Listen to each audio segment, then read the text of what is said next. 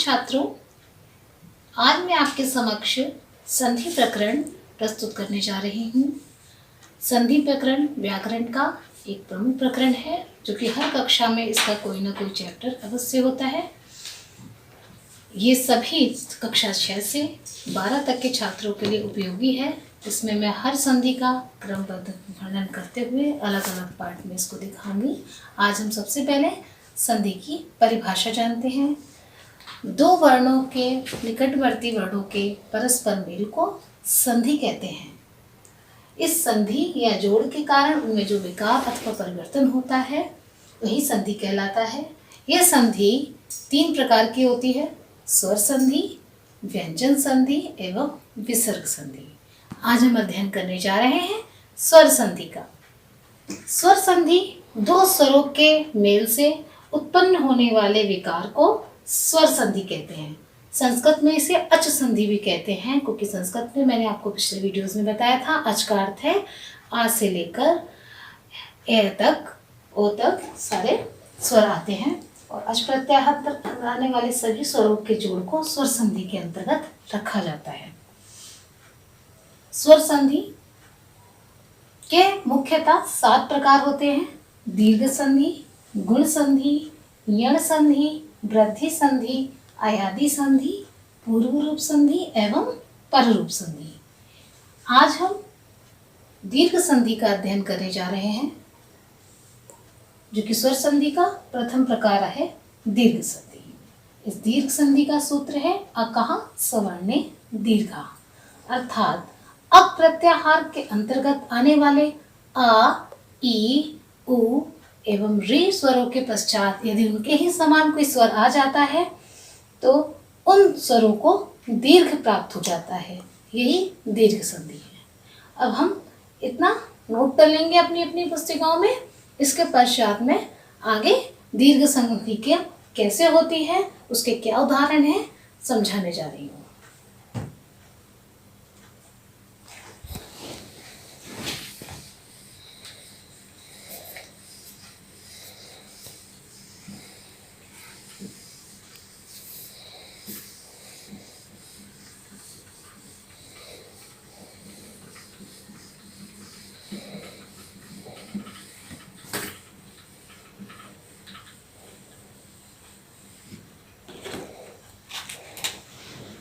दीर्घ संधि का उदाहरण: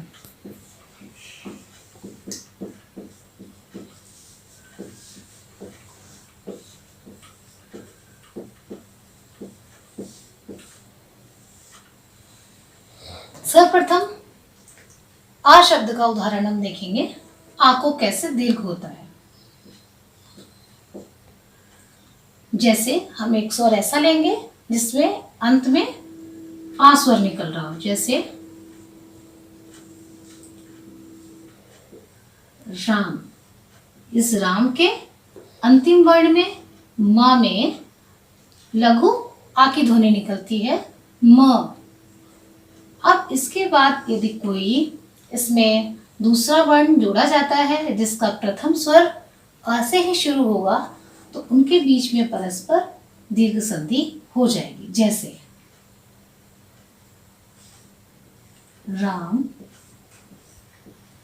आश्रय।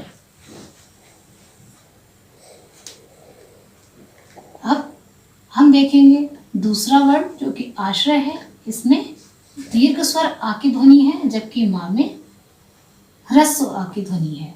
इन दोनों, इस राम के आ और आश्रय के बड़े आ में मिलकर एक दीर्घ स्वर ही माना जाएगा, अतः बनेगा रा मा श्रय।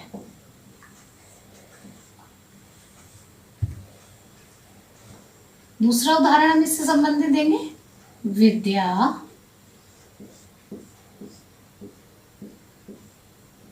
आ ले। विद्या के अंतिम स्वर द्या में दीर्घ आ का स्वर है और आलय के प्रथम आ में दीर्घ आ का स्वर है। किंतु जब हम इन दोनों वर्णों को आपस में मिलाएंगे तो इनकी संधि करने पर हमें केवल एक ही आ प्राप्त होगा, विद्यालय।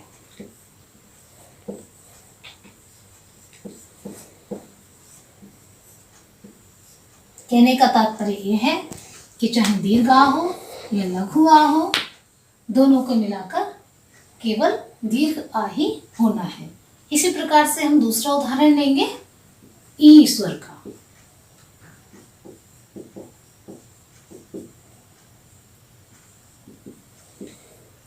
ई स्वर का उदाहरण देखते हुए हम कहते हैं, पहला उदाहरण है कपि घन ईश। अब हम देख रहे हैं कपि में छोटी की मात्रा है जबकि ईश में बड़ी ई है। अब जब हम इन दोनों वर्णों को आपस में संधि करते हैं तो केवल बड़ी ई की मात्रा ही पापर हो जाएगी। लघु ई और दीर्घ ई को मिलाकर दीर्घ ई की मात्रा बन जाएगी और कपीश ये शब्द बनेगा। साथ ही बच्चों एक बात मैं और बताना चाहूंगी कि जो भी हम संधि करने वाले वर्ण होते हैं उनका सार्थक होना बहुत आवश्यक है। जैसे राम है तो राम का अर्थ एक नाम है, आश्रय अर्थात उनके आश्रय में आने वाला रामाश्रय। ऐसे ही विद्या का एक अलग अर्थ है पढ़ाई, और आलय का अर्थ है घर, अर्थात जो विद्या का आलय है, विद्या का घर है वही विद्यालय है। ऐसे कपि का अर्थ वानर है और ईश का अर्थ है स्वामी। तो दोनों शब्द सार्थक होंगे तभी उनके बीच में कोई संधि होगी। इसका ध्यान रखना अत्यंत आवश्यक है, क्योंकि जब हम कोई विग्रह करते हैं तो हम ये बात भूलकर किसी भी वर्ण को कहीं से भी जोड़ देते हैं। जैसे किसी बच्चे को और कपीश का हम संधि विच्छेद करने को कहें तो का और पीश कर देता है, ना तो का कोई अर्थ रह जाता है ना पीस का, जबकि कपि और ईश दोनों सार्थक शब्द हैं। इस बात का ध्यान अच्छे से रखना है बच्चों। अब हम एक दूसरा उदाहरण ई का लेंगे, नदी। नदी और ईश अर्थात नदीश। अब हम उ स्वर पर आते हैं।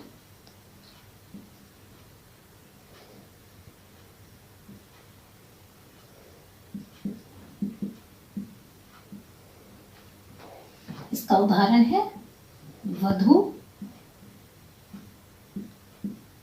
धन उत्सव। वधु उत्सव इन दो शब्दों में वधु के ध में बड़े उ का स्वर है और उत्सव के प्रथम उ में ह्रस्व उ है। दोनों को मिलाकर वधु उत्सव यह शब्द दीर्घ संधि हो जाता है। ऐसे ही लघु उर्मी। लघु के घ में ह्रस्व उ है और उर्मी के उ में भी ह्रस्व उ है। जब हम इन दोनों उ को संधि करते हैं तो बड़े उ की मात्रा अर्थात दीर्घ उ हमें प्राप्त होता है। अब हम इसको इस तरीके से लिखेंगे, लघुर मी।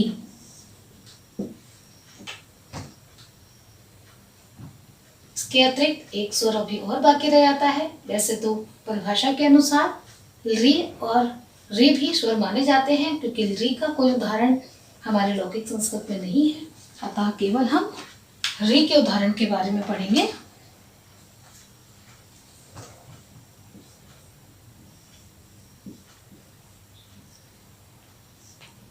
शब्द है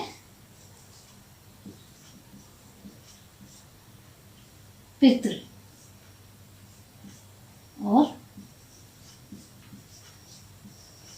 ऋणम। पितृ के त में भी री है और ऋणम के शुरुआत में भी री है। जब हम इनको आपस में लिखेंगे तो इसको दीर्घ होकर ये हम 2 रा लगा देते हैं ता में,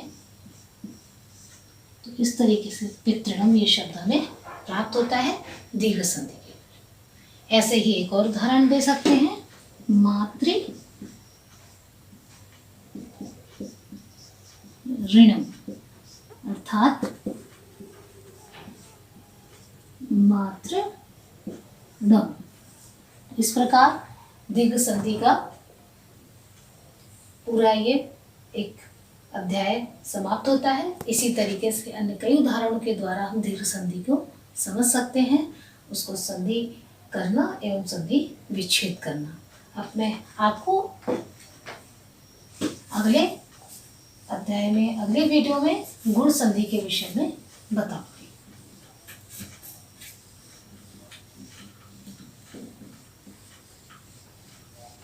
इसके पहले मैं आपको कुछ शब्द ऐसे दे रही हूँ जिनसे हमें संधि विच्छेद करना है, क्योंकि परीक्षा में मुख्यतः संधि करने से ज़्यादा संधि का विच्छेद करना पूछा जाता है और उसमें बच्चे कहीं ना कहीं थोड़े कंफ्यूज रहते हैं। ऐसे कुछ शब्द अधिकतर पूछे जाते हैं।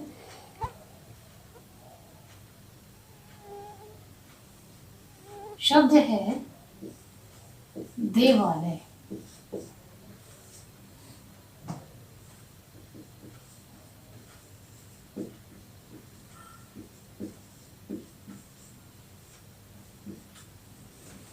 इसमें 2 शब्द का द्योतित हो रहे हैं, देव धनु आलय। ये संधि का विच्छेद करना हो गया।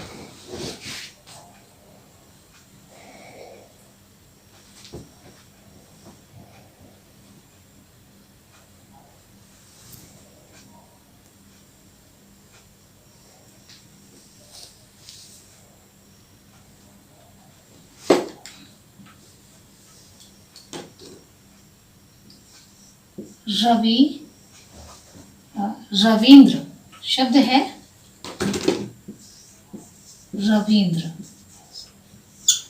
इसमें 2 शब्द हमें दिख रहे हैं, रवि धनु इंद्र। तो इस तरीके से हम अन्य शब्दों का भी विच्छेद कर सकेंगे। इसके साथ ही दीर्घ संधि का अध्याय संपूर्ण हो जाता है।